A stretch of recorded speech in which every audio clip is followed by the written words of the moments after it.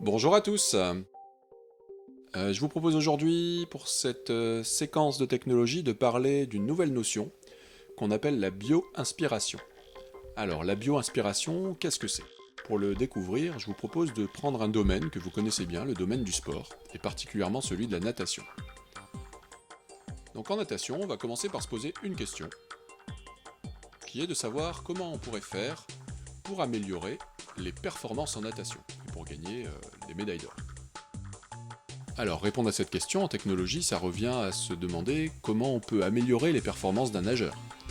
Pour améliorer les performances d'un nageur, on s'aperçoit qu'on peut jouer sur deux éléments importants. Tout d'abord le milieu, dans lequel évolue le nageur, autrement dit, c'est l'eau de la piscine, tout simplement. On va également pouvoir agir sur le nageur. Le nageur va pouvoir agir sur ses capacités physiques, sa technique, sa stratégie de course, autrement dit, s'entraîner.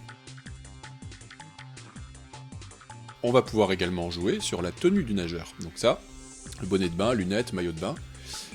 Nous allons justement voir en technologie comment on peut essayer d'améliorer la tenue de bain.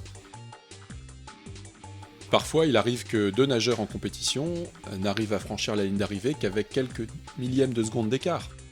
Est-ce qu'en tant qu'entreprise qui développe des combinaisons de natation, des maillots de bain, on ne pourrait pas s'interroger sur ces combinaisons et ces maillots de bain et essayer de les améliorer pour permettre à l'athlète de gagner les quelques millièmes de seconde qui lui manquent pour obtenir la médaille d'or. Donc à présent, posons-nous une nouvelle question. La tenue de bain, y est-elle pour quelque chose dans les performances du nageur? Alors il faut savoir que quand on nage dans l'eau exerce des différentes pressions sur le corps du nageur et différents types de frottements qui vont ralentir le nageur. Donc il y a les frottements liés à la surface du corps qui est en contact avec l'eau. Vous voyez sur le schéma, il y a des frottements superficiels, et puis il y a les petits tourbillons derrière qui sont un genre de ce qu'on appelle une traînée, et qui vont aussi ralentir le nageur. Donc le but du nageur avec son entraînement, ça va être de favoriser l'écoulement de l'eau. C'est précisément à cet instant qu'intervient la bio-inspiration. Alors on va observer un animal qui nage bien, qui est connu pour être un grand prédateur des océans, le requin. Si je compare le requin à l'humain nageur, et notamment à sa pointe de vitesse, on constate que le requin, certaines espèces de requins, peuvent dépasser les 50 km/h, pendant que le nageur humain nage lui au maximum à 8-9 km/h. Donc vous voyez, la différence est de taille. Et si on se rapproche au plus près de la peau du requin, on va constater que sa peau est constituée de milliers, voire de millions, de ce qu'on appelle des denticules, comme des écailles, et ces écailles, elles sont profilées, elles ont vraiment un profil particulier. Ces écailles profilées, elles vont générer ce qu'on appelle l'effet Riblet. Donc vous voyez sur le schéma ce que c'est que l'effet Riblet, c'est ce qui va justement limiter les frottements dont on parlait tout à l'heure. Le nageur, sa peau génère des frottements dans l'eau, mais le requin, sa peau est faite un peu comme un exosquelette qui va permettre de fluidifier les écoulements d'eau autour de son corps, et du coup il va dépenser moins d'énergie pour nager, et il va pouvoir atteindre des vitesses assez importantes dans l'eau.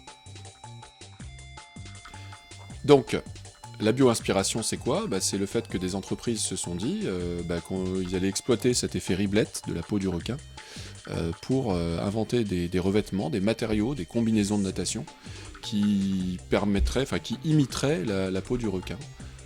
Voilà, donc des tests ont été faits et ça a débouché sur un revêtement qui ressemble un peu à celui-ci, un néoprène profilé et des combinaisons de natation. Alors attention au danger, parce que en compétition officielle, ça a permis de rafler un certain nombre de records du monde dans les années 2000, et puis la fédération internationale s'est aperçue que a considéré ça comme un peu du dopage technologique, et ces combinaisons ont été tout simplement interdites en compétition officielle. Voilà. Pour terminer, vous avez derrière moi aussi un aperçu d'un revêtement toujours inspiré de la peau du requin, parce qu'en plus de l'hydrodynamisme du requin, on a constaté que très peu de bactéries se déposaient à la surface de la peau du requin. Donc on utilise aujourd'hui cette propriété pour les hôpitaux, parce qu'on cherche à limiter justement les bactéries qui se déposent sur les murs, mais également les bateaux, les coques de sous-marins et de bateaux, pour éviter qu'il y ait des coquillages qui viennent s'agripper sur les coques du bateau. Et oui, car il se trouve que les coques de bateaux et de sous-marins ont besoin également de bien glisser dans l'eau ou sur l'eau, et donc les coquillages empêchent ça. Voilà, je termine cette petite vidéo avec derrière moi un résumé de ce qu'est la bio-inspiration et qui vous aidera à répondre aux questions de vos différents quiz.